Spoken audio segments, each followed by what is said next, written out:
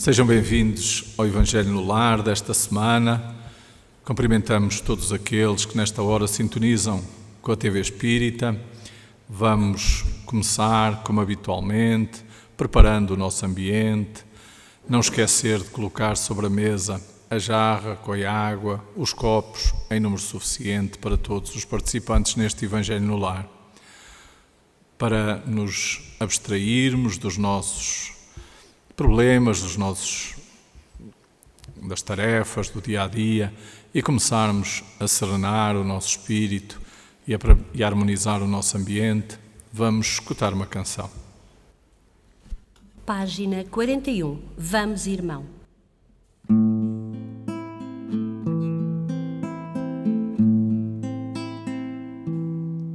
Se o orgulho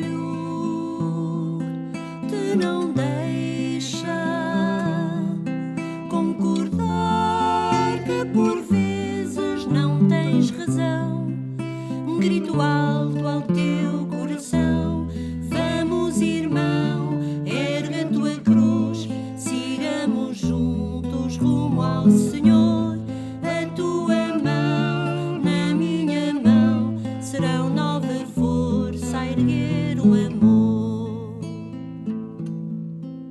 Se a vaidade te ensandece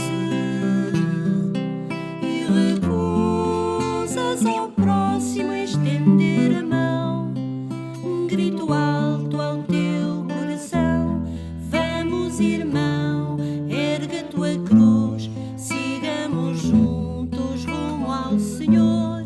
A tua mão na minha mão serão nova força a erguer o amor. Se a tristeza te apavora e te faz esquecer de fazer oração, grito alto ao teu coração: vamos, irmão, ergue a tua cruz, sigamos juntos rumo ao Senhor. A tua mão na minha mão serão nova força a erguer o amor. Se te esqueces de ti próprio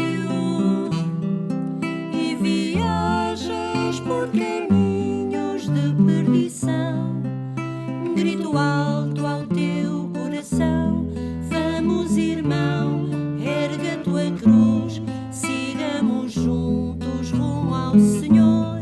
A tua mão na minha mão serão nova força a erguer o amor. Vamos, irmão, ergue a tua cruz, sigamos juntos rumo ao Senhor. A tua mão na minha mão serão nova força a erguer o amor.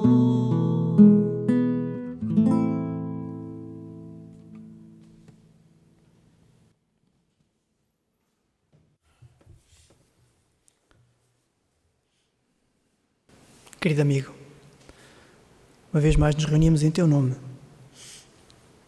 e tivemos pedir proteção e agradecer por uma vez mais nos juntarmos em família e pensarmos na tua mensagem para aplicarmos durante a nossa semana.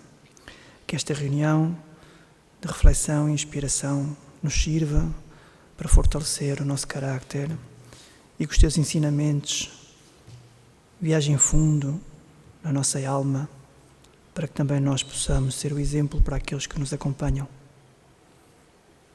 Ajuda-nos a estarmos atentos e a levarmos para o nosso comportamento sempre os teus ensinamentos. Que assim seja.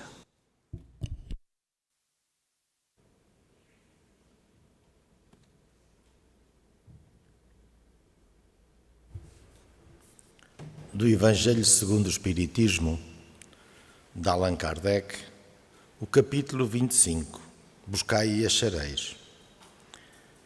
Ajuda-te a ti mesmo, que o céu te ajudará. Pedi e dar-vos-á, buscai e achareis, Batei à porta e abrir-se-vos-á. Porque quem pede, recebe, e quem procura, acha, e abrir-se-á àquele que bate à porta. Qual o homem dentro de vós que dá uma pedra ao filho que lhe pede pão? Ou, se ele lhe pede um peixe, lhe dará uma serpente?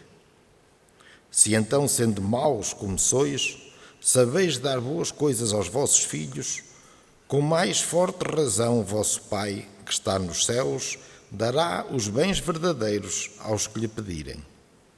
São Mateus, capítulo 7, versículos 7 a 11. Do ponto de vista terreno, a máxima buscai e achareis é análoga a esta outra: ajuda-te a ti mesmo, que o céu te ajudará. É o princípio da lei do trabalho e, por conseguinte, da lei do progresso, porque o progresso é filho do trabalho, visto que o trabalho põe em ação as forças da inteligência. Na infância da humanidade, o homem não aplica a inteligência senão na procura do alimento, dos meios de se preservar, das intempéries e de se defender contra os seus inimigos. Mas Deus deu-lhe mais do que ao animal, o desejo incessante do melhor. E é esse desejo que o impele à pesquisa dos meios de melhorar a sua posição, que o leva às descobertas, às invenções, ao aperfeiçoamento da ciência, porquanto é a ciência que lhe proporciona o que lhe falta. Pelas suas pesquisas, a sua inteligência se lhe engrandece, a moral se lhe depura, às necessidades do corpo sucedem as necessidades do espírito. Depois do alimento material, ele precisa do alimento espiritual. É assim que o homem passa da selvageria à civilização. Mas o progresso que cada um realiza individualmente no curso da vida é bem pouca coisa, imperceptível mesmo num grande número deles. Como poderia então a humanidade progredir sem a pré-existência e a sobrevivência da alma? Se as almas se fossem todos os dias, para não mais voltarem, a humanidade renovar-se-ia incessantemente com os elementos primitivos, tendo de fazer tudo, de aprender tudo. Não haveria, nesse caso, razão para que o homem se achasse hoje mais adiantado do que nas primeiras idades do mundo, uma vez que a cada nascimento todo o trabalho intelectual teria de recomeçar. A alma, ao contrário, voltando com o progresso realizado e adquirindo de cada vez alguma coisa mais, passa gradualmente da barbárie à civilização material e desta à civilização moral.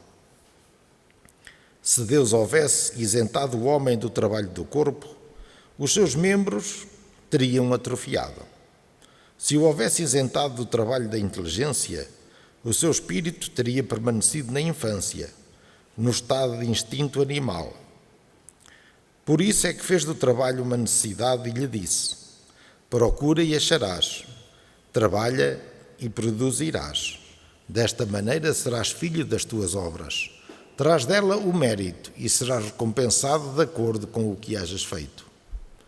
É pela aplicação desse princípio que os espíritos não vêm poupar o homem ao trabalho das pesquisas, trazendo-lhe descobertas e invenções já feitas e prontas a produzir, de modo a não ter ele mais do que tomar o que lhe ponham nas mãos, sem o incómodo de abaixar-se para o apanhar, ou mesmo de pensar. Se assim fosse, o mais preguiçoso poderia enriquecer-se e o mais ignorante tornar-se sábio à custa de nada, ambos atribuindo-se o mérito do que não fizeram.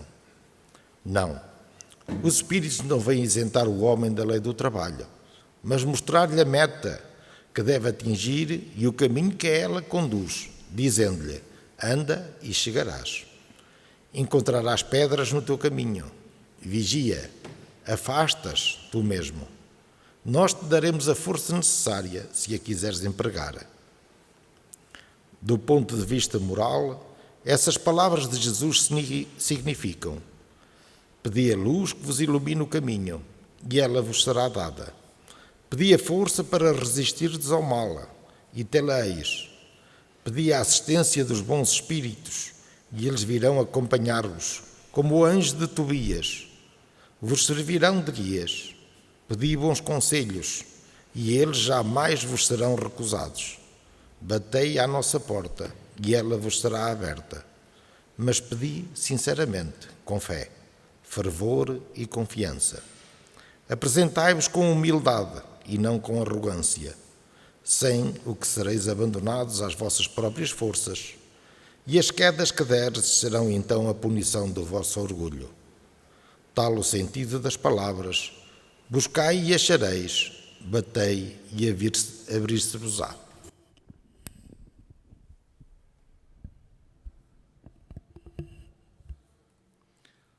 Do livro Vem Comigo, pelo Espírito de Maria Teresa Magalhães, psicografado por Arnaldo Costeira, diz-nos assim: privilégio. Não esperes entrar pela porta larga no reino de amor que Jesus nos prometeu. A vida é luta tenaz. Na vida do Espírito nada se compra, nada se vende. Tudo se obtém com esforço e mudança interior. É fácil propor negócio aos mensageiros da caridade, porque é fácil oferecer o que é perecível, porque emprestado, e não oferecer o que se deve ser, porque o esforço é bem maior e exige a expulsão dos vendilhões que nos invadiram ou que adquirimos com prazer. Tudo em espírito se adquire com esforço. Oferece essa luta na modificação e nada precisarás de pedir, porque tudo virás a ter. Entrar pela porta das facilidades estava dado a todos nós, porque a porta está fechada e só teremos acesso pela porta estreita do sacrifício e da caridade para com todos. Por isso, não esperes benesses, sem nada fazer para as mereceres. Deus a tudo provê, quando cada um merece, mas não pode dar a quem nada fez para o merecer. Assim é a sua justiça infinita.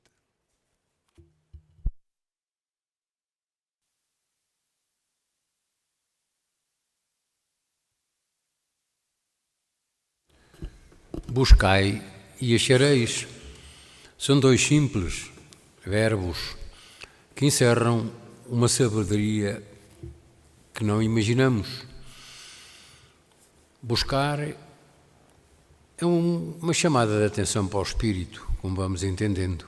Somos espíritos, temporariamente às vezes no corpo, mas sempre sujeitos àquilo que na nossa busca para achar tem a ver com partes da vida corpórea, como de outras partes da vida espiritual. Trabalho, como lei fundamental, como lei de progresso, complementam esta necessidade do homem e o seu espírito poderem seguir em frente, caminhando resolutos, decididos, para encontrar os lugares cimeiros da evolução.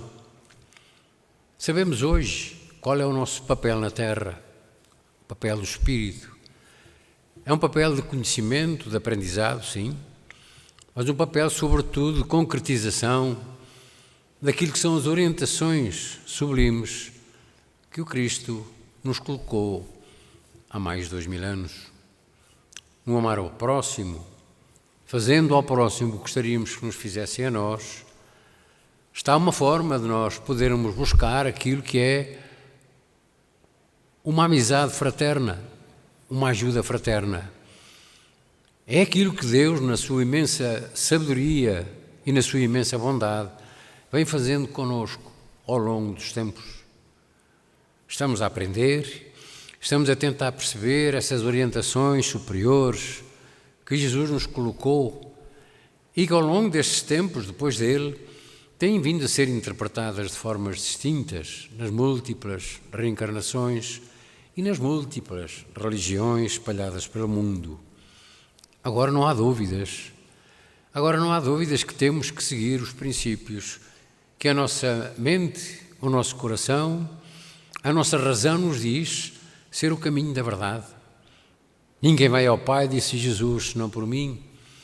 Então é bom que a gente busque a forma como podemos chegar ao cume, aos mundos de felicidade, aos mundos onde não existe esta disputa permanente que vemos no homem terreno, naquilo que são as suas necessidades materiais, e esquecendo o mais importante, que são as suas necessidades espirituais. Está na hora de todos nós, de todos os espíritos que estamos no corpo, podermos acordar para buscar aquilo que nos compete buscar. E a busca é a busca da verdade, é a busca que Jesus trouxe, é a busca que nos diz que sem Ele não chegaremos nunca aos estados sublimes, onde compreenderemos e onde veremos o Criador.